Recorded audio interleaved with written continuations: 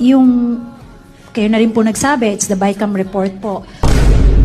Laglagan na ba? Sino nga ba nag-fill in the blank sa BICAM report? So, may technical working group po yan from the House of Representatives and the Senate of the Philippines. So, may technical working group po yan from the House of Representatives and the Senate of the Philippines. So, siguro we can just go back a little lang on the budget process or the legislative process. Siguro I can share a little bit because it came from the Senate po. I was a young staffer from...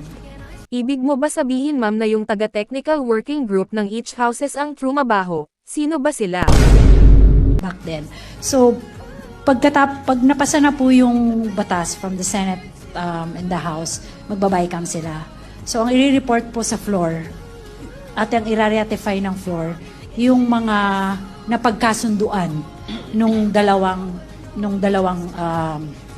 houses. Kaya pala todo sila tanggi, napagkasundoan naman na pala. Kasi minsan po, magkaiba ang version nila.